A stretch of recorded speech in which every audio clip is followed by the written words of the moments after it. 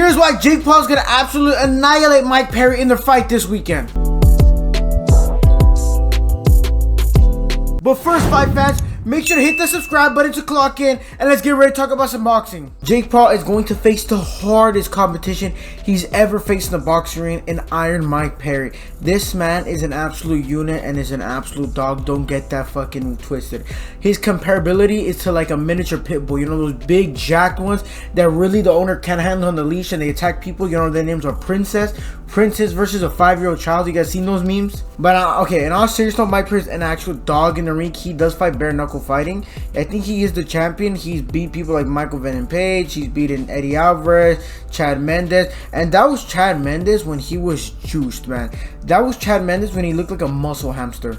But like I said again, Mike Perry is a dog. He's like a pit bull. And I'm not talking about Mr. 305 Dollar. I'm not talking about that. I'm talking about an actual pit bull. Mike Perry has that pure hood violence in him, and I'm scared that Jake Paul's not going to be ready for that. Have you guys seen Mike Perry? Mike Perry is a hood guy at heart. But even though he gets so much respect from me and the other fans in the ring and outside the ring, I do feel like he does lack the defensive responsibility to fight a bigger and more powerful puncher like Jake Paul. You know, in many of Mike Perry fights, he tends to walk in, you know, gives that high aggression, that nice uppercuts, those nice left and right hooks, but his defense is lacking. He likes to walk through punches. He did get dropped, I think, in the Michael Venom Page fight because he just likes to take punches, man. And you know that's good when guys are your size, but when they're naturally bigger and a power puncher and durable, it's gonna be hard to do that because he might have a good chance of getting put away by Jake Paul. You know, Jake Paul's a fucking big ass skull. Have you not seen Jake Paul's head, man? That shit is ginormous. I don't think Mike Perry is gonna have the power to drop him. And then already Jake Paul has the advantage in Mike Perry. I think in his fighting career, he fought in maybe welterweight to lightweight when Jake Paul is a natural cruiserweight, to maybe even fighting in heavyweight when he was fighting against Mike Tyson. He was weighing in 240, 230, pretty fucking heavy. That's heavier than Deontay Wilder, the Bronze Bomber. Bomb Squad! That's heavier than my boy right there, bro. RP got fucking knocked out by Zhang. But like I said, boys, Jake Paul's a fat ass head, which makes me believe he can take damage up the ass, man. He has a fucking cranium, man. Tyron Woodley is a big power puncher. He's not really like a knockout artist, a hands guy, but he did put the fucking paws on Jake Paul and nothing happened. Tommy Fury looks like a pretty big fucking guy, and he looks like hits pretty hard. It could be me, or maybe I could be glazing the Fury family a little bit. But he's never been really hurt in his fights, where I do believe Mike Perry, the smaller fighter, is not going to be able to do a lot of damage to Jake Paul. And if he does, I will be shocked. I will be shocked if he does, if he drops him or knocks Jake Paul out. But I do think if Mike Perry were to win, he would have to catch Jake early, and you know, he's gonna have to make it a fucking scrap. He's gonna have to make it a vacuum, bro. He's gonna have to make it seem like we're doing bodies in the bathroom stall. That's how dirty the fight's gonna have to be. He's just gonna have to surprise him with something. Maybe catch him early, like maybe rock him a bit. But if he does get rocked, I do think, you know, anybody is susceptible to getting rocked, not dropped. You know, rock him early in his own aspect, where, you know, his legs aren't buckling and shit. You know, where Jake Paul's like, damn, that really hurt. Maybe I shouldn't get hit by that again. Because I do feel like Jake Paul's a better boxer, and Mike Perry isn't gonna outbox Jake Paul, which is fucking crazy to say because Jake Paul is a YouTube boxer, and bro just started boxing like 4 years ago, which is absolutely crazy to say.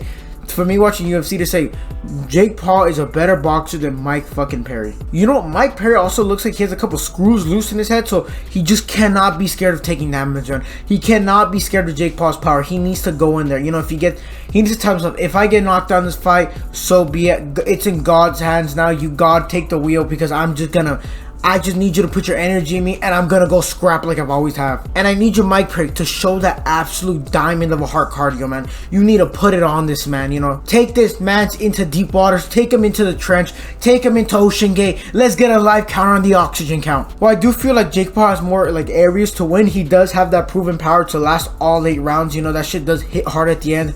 Pause on that. But did he drop Anderson Silva? Yes. Did he drop Tommy Fury in the end of the fight? Yes.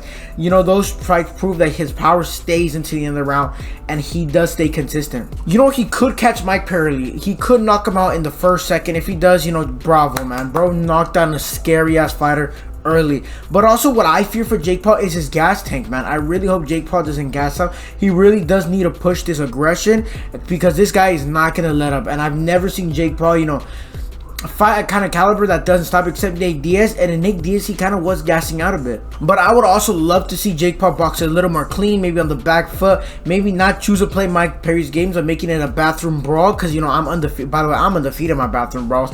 Hey, 10-0 with 10 knockouts in my bathroom brawls. But like I said, I just don't see Jake Paul getting knocked out in this fight. You know, but this is only 8 2-minute rounds, so my gas tank fears are not as, you know, big. You know, I do think he will be able to last it, you know, because he did do 10 rounds with Nate Diaz and he did look fucking tired at the end of the round, so I think he will be okay. But let me know, guys, if I'm fucking crazy for thinking that Jake Paul is gonna knock Mike Perry out cold in the comment section down below. I will be replying to all the comments, so make sure to go drop a fucking comment. But also, guys, in the link in the description below, make sure to check out my last video on why Conor McGregor ruined Michael Chandler's career by making him wait 2 years and not fighting anybody and staying, even somehow taking a top 5 ranking still after not fighting for 2 years. Link in the description below. But last fight fans, make sure uppercut the like button, subscribe, and I'll see you guys on the next one.